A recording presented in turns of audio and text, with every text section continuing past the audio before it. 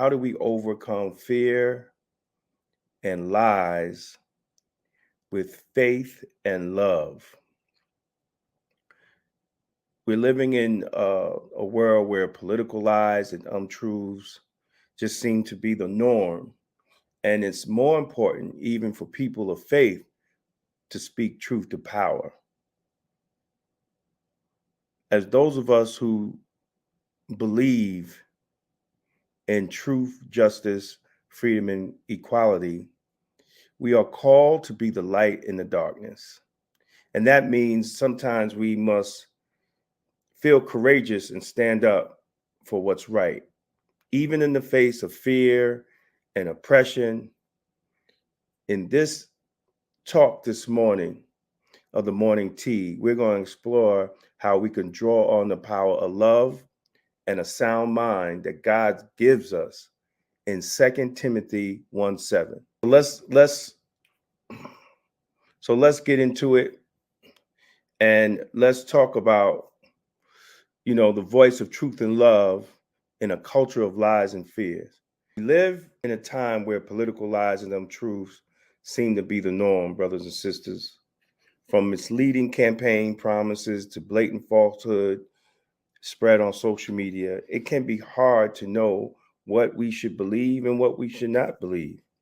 But as people of faith, we know that truth is not relative or subjective. Even Jesus said, I am the way of the truth and the light. In the world that often values expediency over honesty, we are called to be people of integrity who speak truth and love. And then Proverbs 12:22 reminds us the Lord detests lying lips, but he delights in people who are trustworthy. So in a social media era where lies are seem to be truth, we have to overcome these obstacles and not have a fear of the truth. Many of us see things and we know that these things are wrong, and we say nothing because we are in fear of what speaking the truth might do. Some of us fear in losing our jobs. Some of us fear in losing our position. Some of us fear in losing friends over speaking truth.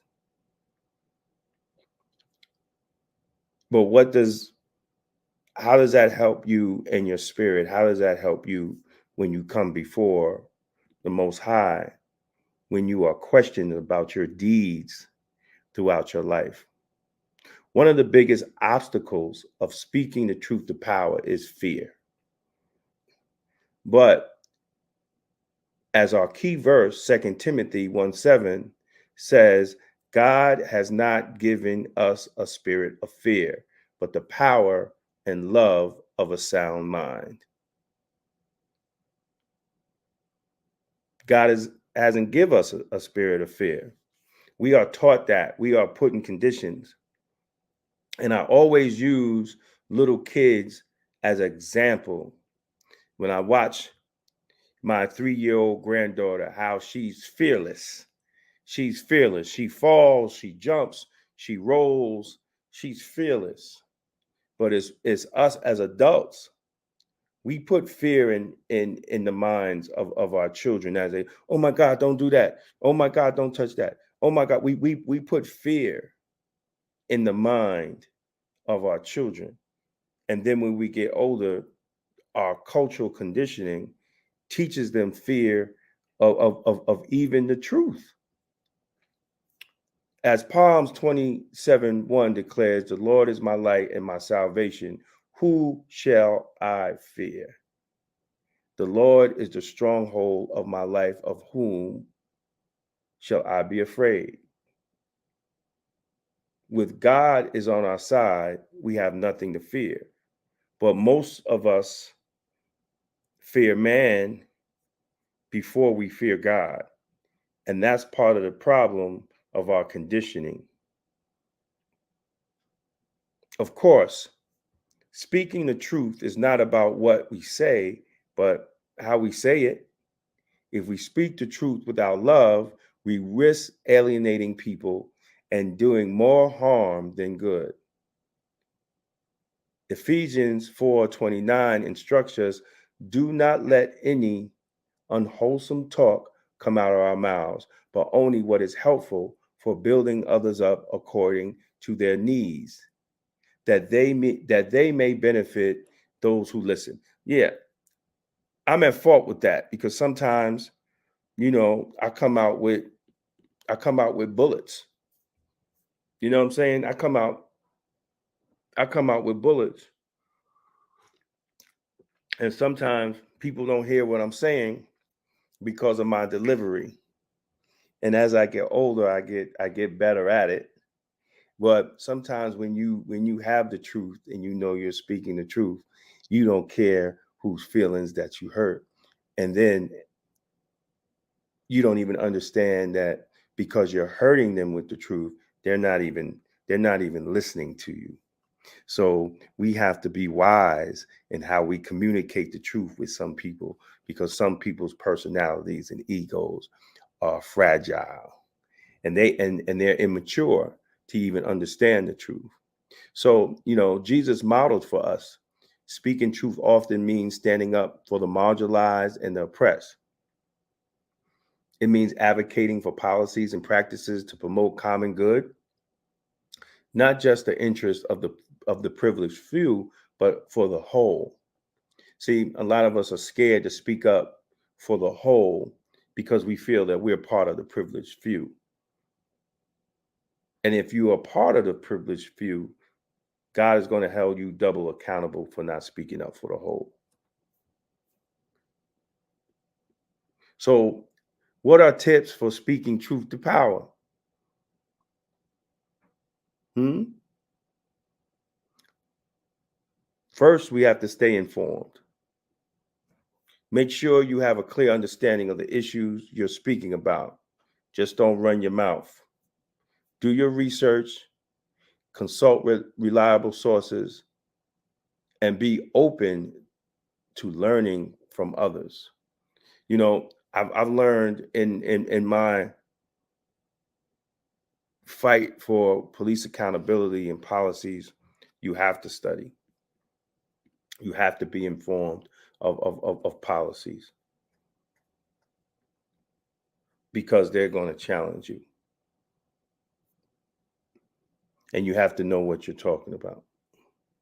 So if you want to speak truth to power, or you just want to be the person that people can go to for the correct information, you have to stay informed. And another thing you have to do, which I talked about, is we have to pray for wisdom, and we have to pray for boldness. Before we speak up, you have to ask God to give you the wisdom to know what to say and the courage to say it. Pray also for the hearts of those in the positions of power, that they may be open to hear the truth and conviction. And number three, you got to choose your battles wisely. Not every issue requires a public statement or confrontation. Not every issue that you encounter needs you to fight the power. We have to pray for discernment in which battles are worthy of fighting, and focus our energy that those that matter most. And number four, which I'm learning now, we have to speak with grace and tact. As much as possible, avoid inflammatory language or personal attacks.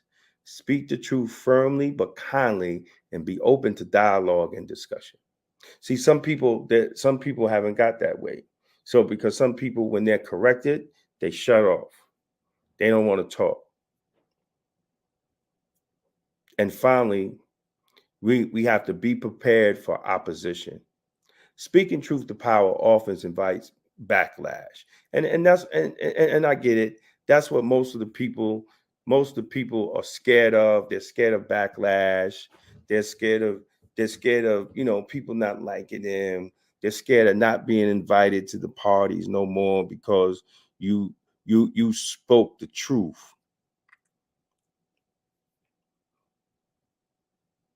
But you rather be quiet and not be able to sleep at night, or just speak the truth and maybe lose a couple of friends that wasn't your friends anyway?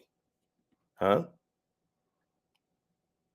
Right? Because the ultimate loyalty is to God, not no earthly authority, not these scared Negroes out here.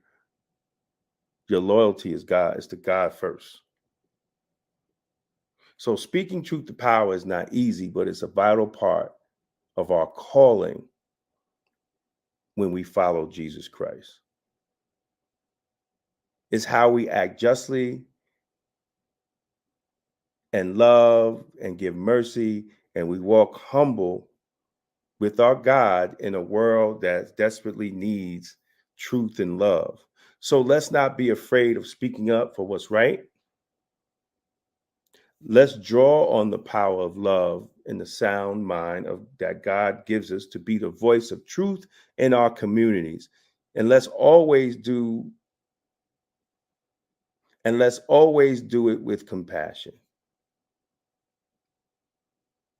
So I hope y'all had this time. It was real quick. It's the morning tea. You're up in the morning, something to talk about.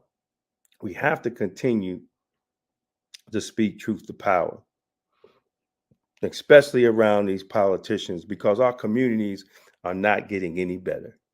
They're getting worse. And the fact that they're getting worse is because less and less people are speaking truth to power.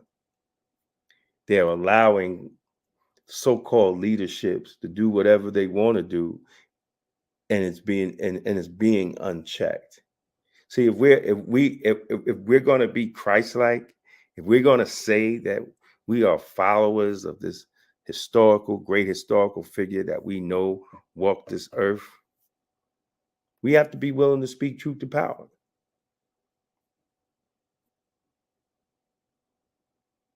See, if you a coward, you know, you even a coward in your sleep. You ain't a follower of Jesus Christ if you a coward. Not the Jesus I know.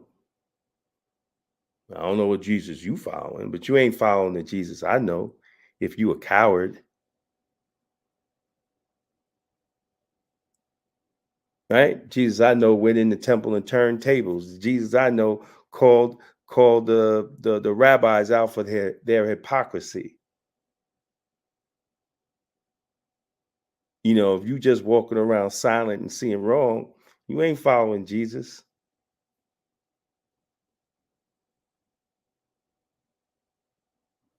Hmm. That's why a lot of men don't go to church. Because they don't see masculinity from the pulpit.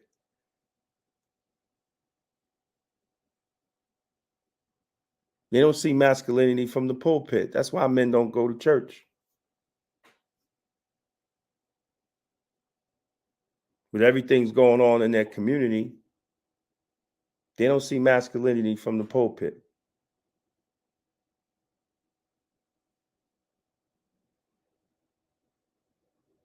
That's a talk for another time.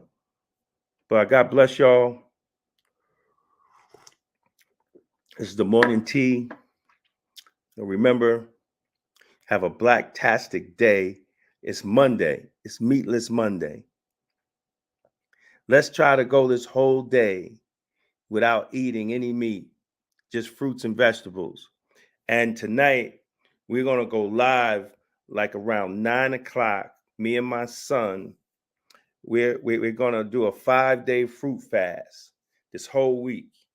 So God willing, every day, hope my schedule permits, that every day we're going to go live at night and talk about our day doing the 5-day fruit fast. And I'm going to discuss other things about the 5-day fruit fast.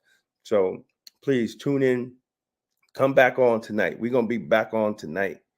And we're going to talk about it because we're starting a 5-day fruit fast today. and we're going to talk about the benefits, and we're going to talk about it. I'm going to break all it down tonight, man. We're doing a 5-day fruit fast tonight. So thank you again. May you have a blacktastic day, and remember, God is in your vegetables. Peace out now.